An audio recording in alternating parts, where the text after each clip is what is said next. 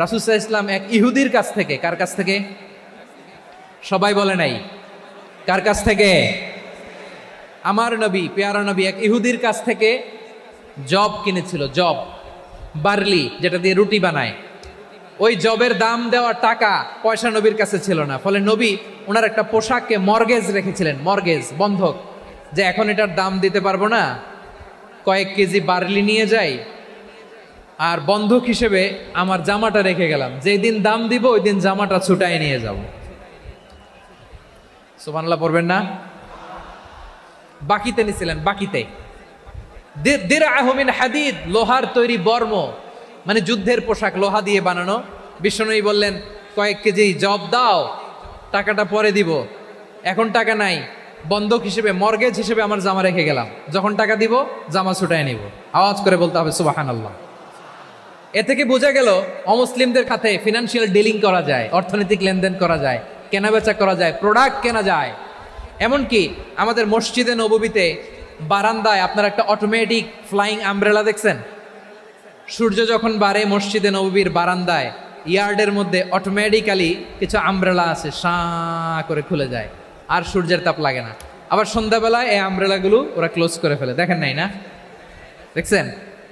এই মসজিদে নববীকে সর্বোচ্চ উন্নত মানের কনস্ট্রাকশন ইনফ্রাস্ট্রাকচারে ডেভেলপ করার জন্য কর্তৃপক্ষ কিছু অমুসলিম ইঞ্জিনিয়ারের, ডিজাইনারের সহায়তা নিয়েছিল। সুবহানাল্লাহ বলেন। কোন দলিলের ভিত্তিতে? এই দলিলের ভিত্তিতে যে বিষ্ণু ঈসা ইসলাম অমুসলিমদের সাথেও লেনদেন করেছেন। আওয়াজ করে বলতে হবে আল্লাহু আকবার। শুধু তাই নয়,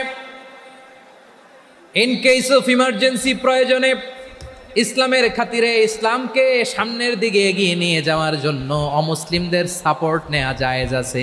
সুবহানাল্লাহ বলেন। অমুসলিমদের সাপোর্ট নেয়া, তাদের থেকে অর্থ নেয়া, পলিটিক্যাল সাপোর্ট, পলিটিক্যাল অ্যাসাইলাম নেওয়া জায়েজ আছে। আমাদের অনেক বিশ্ববরেণ্য দায়ীরা আমেরিকায় অস্থায়ীভাবে অ্যাসাইলাম নিয়ে থাকে, নিজের দেশে গেলে ফাঁসিতে ঝুলাই দিবে। যুগ যুগ ধরে দায়ীদের উপরে এরকম অত্যাচার আর নির্যাতন আছে না নাই? মিশরের অনেক দায়ীরা পাশ্চাত্যে যেয়ে থাকে, এই যে তারা পলিটিক্যাল অ্যাসাইলাম নিয়ে থাকে, রাজনৈতিক আশ্রয়ে, এটা জায়েজ আছে না? এটা যে জায়েজ আছে তার প্রমাণ স্বয়ং বিশ্বনবী সাল্লাল্লাহু আলাইহি ওয়াসাল্লাম পলিটিক্যাল সাপোর্ট নিয়েছিলেন অমুসলিমদের কাছ থেকে। সুবহানাল্লাহ বলেন। খুব মজাদার একটা ঘটনা, শুনবেন? আপনাদের আগ্রহ দেখে তো মনে হয় না শোনার ইচ্ছা আছে। আছে আছে আমার ভাইরা, বিশ্বনবীর বয়স তখন প্রায় 51 বছর। কত বছর?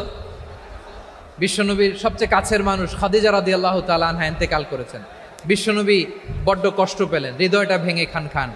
যিনি ঘরের ভেতরে বিশ্বনবীকে সান্ত্বনা দিতেন, ভালোবাসা দিতেন, বাইরে গেলে কুরাইশরা বকাঝকা করে, অত্যাচার করে, কিন্তু আম্মাজান খাদিজা রাদিয়াল্লাহু তাআলা আনহা ঘরটারে এমন শান্তির নীড় বানায় রেখেছেন, এই ঘরের ভিতরে ঢুকলে বিশ্বনবীর কলিজাটা ঠান্ডা হয়ে যেত।